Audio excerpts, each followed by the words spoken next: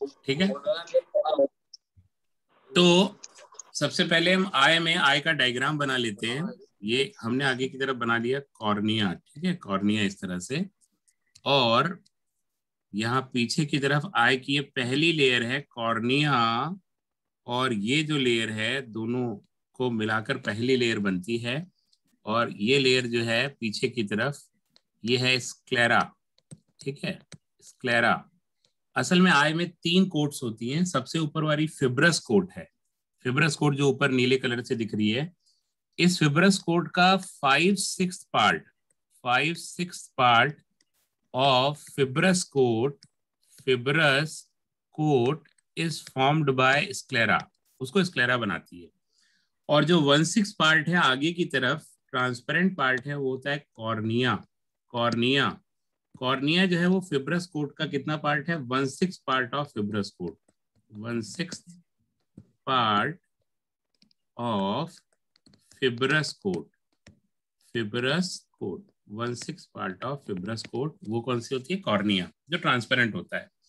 Sclera के बारे में कुछ और बातें करें तो स्क्लेरा को कहते हैं white of an eye, white of an eye, आंखों का वाइट। क्यों?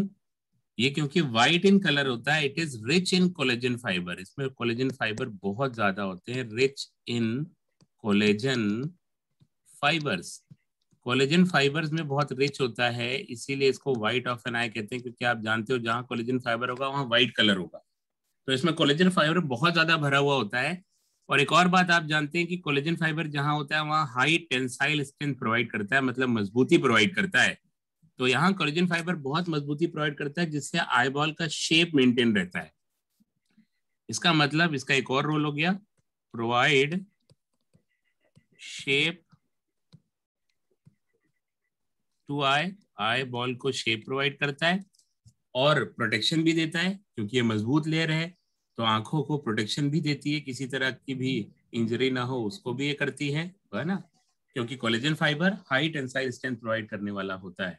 ठीक है, इसके बाद कॉर्निया की बात की जाए तो कॉर्निया जो लेयर होती है डियर, वो होती है ट्रांसपेरेंट। ट्रांसपेरेंट होना जरूरी है, तभी तो लाइट अंदर जा पाएगी। ट्रांसपेरेंट होती है, और दूसरी बात ये ए वेस्कुलर होती है। ए वेस्कुलर का मतलब there is no blood supply, यहाँ पर ब्लड सप्लाई नहीं होती, इसको न्यूट्रिएंट जो है अलग से डिफ्यूजन से मिल जाते हैं। इसीलिए कॉर्निया का ट्रांसप्लांटेशन वो बहुत आसान होता है, आसानी से कॉर्निया ट्रांसप्लांट कर दी जाती है। ठीक है, तो ये तो बात हो गई फिब्रस लेयर की, फिब्रस कोट की, जिसमें 1/6 पार्ट कॉर्निया बनाता है और 5/6 पार्ट बनाता है स्क्लेरा, जो मोटी सी लेयर होती है, वाइट ऑफ एन आई कहा जाता है उसको। ठीक है, इसके बाद सेकेंड जो लेयर है वो सेकेंड लेयर बना लेते हैं हम, उसे कहते हैं वेस्कुलर कोट। उसे वेस्कुलर कोट इसलिए कहते हैं क्योंकि that has rich blood supply, बहुत ज्यादा रिच ब्लड सप्लाई होती है इसके पास, इसीलिए इसको हम कहते हैं कि ये कोट जो है ना डियर, क्या है? वेस्कुलर कोट है। ये वेस्कुलर कोट अगर हम बनाएं तो ये वेस्कुलर कोट ऐसे होती है, यहाँ पर आगे ऐसे और इस तरह से।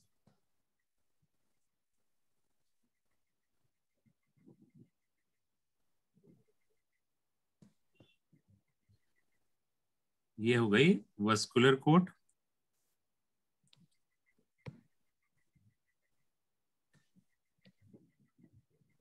वेस्कुलर कोट किस लिए आप समझ गए बेटा? वेस्कुलर कोट इसलिए क्योंकि it has rich blood supply, इसीलिए इसको वेस्कुलर कोट कहते हैं, बहुत ज्यादा ब्लड सप्लाई होती है इसके पास ये। और इस वेस्कुलर कोट की अगर आप बात करिए तो पीछे का जो पोर्शन है उसे कहते हैं कोरॉइड। ये जो पोर्शन है that is known as choroid.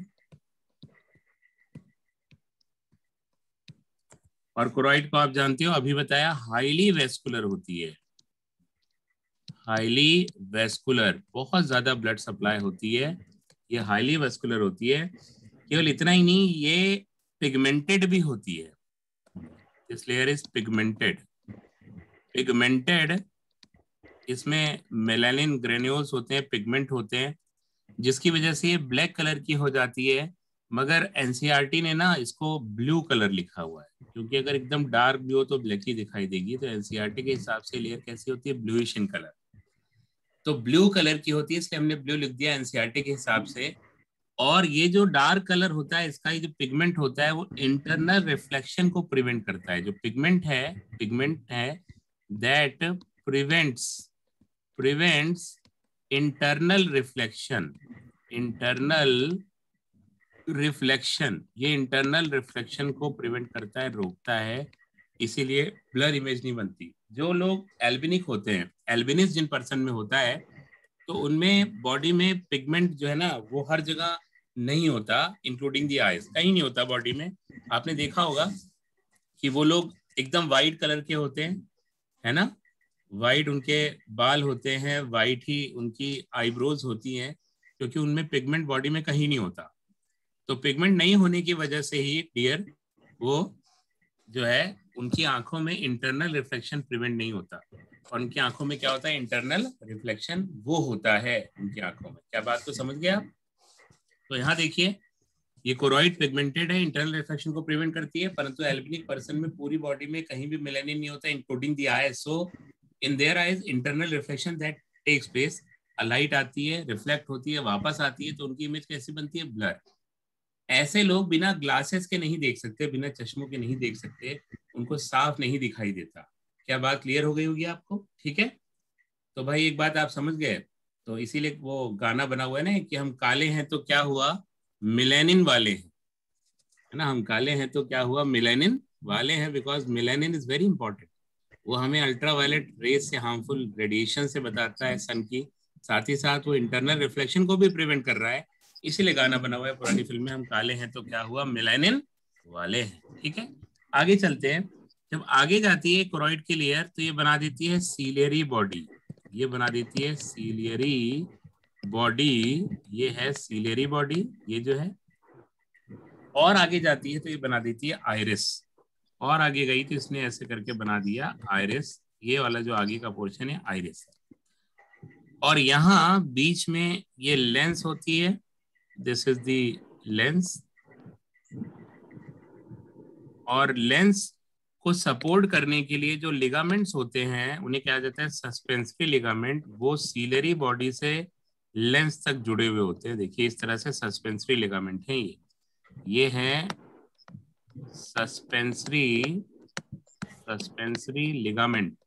और सस्पेंसरी लिगामेंट जो होते हैं वो लेंस को उसकी जगह पे होल्ड करके रखते हैं, जिन्हें कहा जाता है suspensory ligament, they hold the lens in the position. और सस्पेंसरी लिगामेंट किससे निकल कर आ रहे हैं, सीलरी बॉडी से।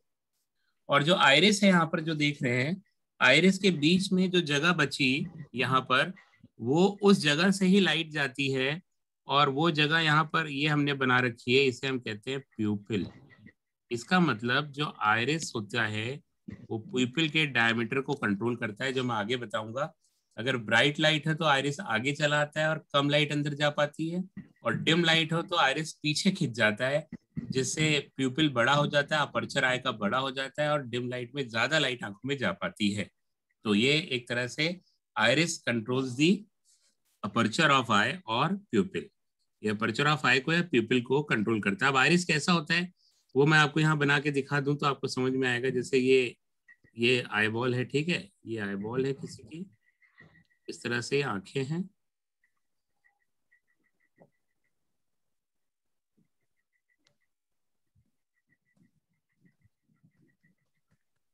ठीक है।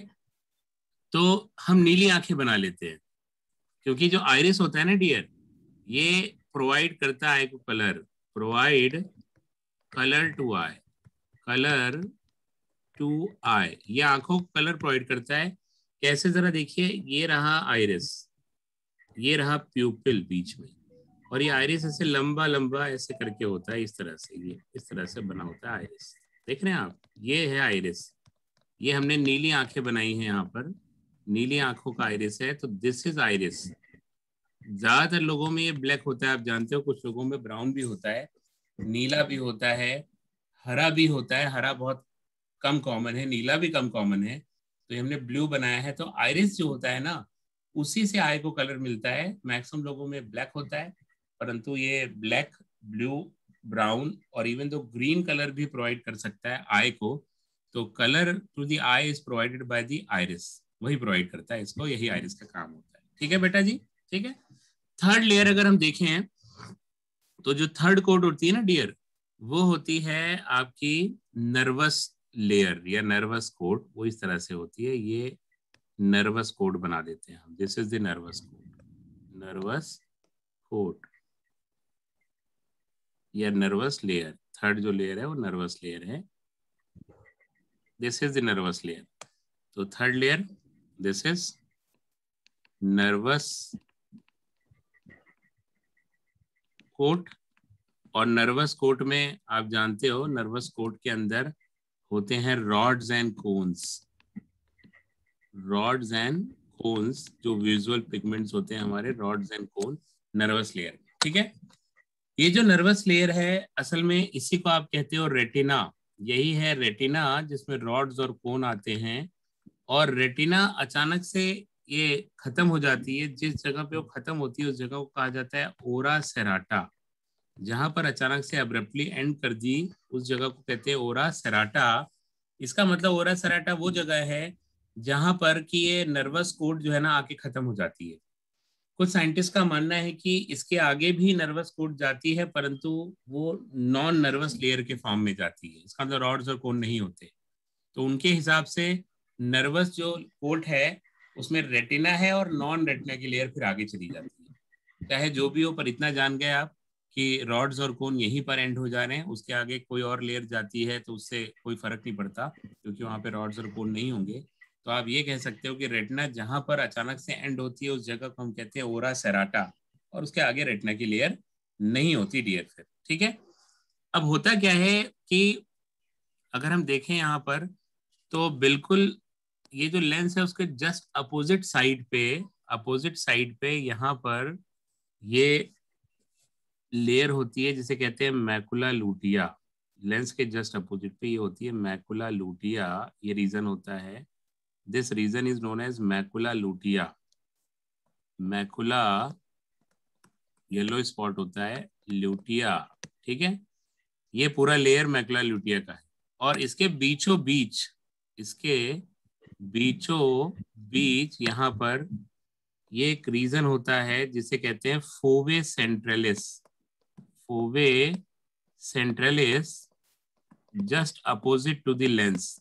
Fovea centralis is the area of acute vision और highest vision. मैकुला लुटिया के बीच में फोवे सेंट्रलिस है, this is the area of acute vision या highest vision, सबसे अच्छी इमेज यहीं पर बनती है। ऐसा इसलिए होता है क्योंकि इस जगह पे only cones are present, rods are absent.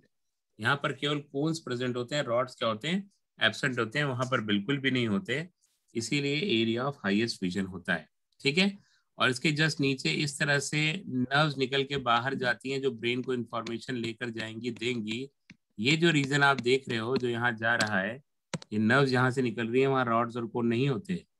तो इस रीजन को हम कहते हैं blind spot. Blind spot, blind spot वो रीजन है जहां से नर्व्स लीव कर रही हैं आई को, and that region is known as blind spot, उसी को हम ब्लाइंड स्पॉट कहते हैं। यहाँ लेंस के बाहर की तरफ और कॉर्निया के अंदर ये फ्लूइड भरा होता है, ठीक है, वाटरी फ्लूइड होता है। इस फ्लूइड को हम कहते हैं एक्वस ह्यूमर, एक्वस ह्यूमर, ठीक है। और अंदर की तरफ भी एक फ्लूइड भरा होता है, ये जो फ्लूइड भरा होता है ये जेली लाइक होता है, एक्वस की तरह वाटरी उतना नहीं होता। और ये जो फ्लूइड भरा हुआ है इस फ्लूइड को हम कहते हैं विट्रस ह्यूमर, विट्रस ह्यूमर, जो अंदर की तरफ भरा हुआ है, विट्रस ह्यूमर यहाँ भरा रहता है। और ये एक तरह से ये भी आईबॉल को शेप प्रोवाइड करने में हेल्प करता है क्योंकि जेली लाइक होता है और ये आईबॉल से बाहर कभी निकलता नहीं है। तो आप कह सकते हो it can not be drained out of the eye, can not be drained out of the eye, out of the eye, ये आंखों से कभी बाहर नहीं निकलता। बाहर निकलने का क्या मतलब हुआ, अगर एक्वस ह्यूमर की बात करूं ना तो it is drained out of eye. Out of eye का मतलब ये ब्लड सप्लाई में चला जाता है और वहां से रिप्लेनिश होता रहता है, बार बार नया आता रहता है। तो इसका मतलब ये ड्रेन हो सकता है, ये नया आता रहता है, परंतु विट्रस ह्यूमर आंखों में भरा हुआ है जेली लाइक सब्सटेंस, तो उसमें भरा रहता है। It can not be drained out of the eye and it provide shape to the eyeball. ये आईबॉल को शेप भी प्रोवाइड करता है डियर। कौन? आपका विट्रस ह्यूमर। कौन? Vitreous humour. ठीक है। इसके बाद अगर हम यहाँ देखें तो कॉर्निया की बात करें तो कॉर्निया इस तरह से है, ये पोर्शन कॉर्निया का है। ठीक है।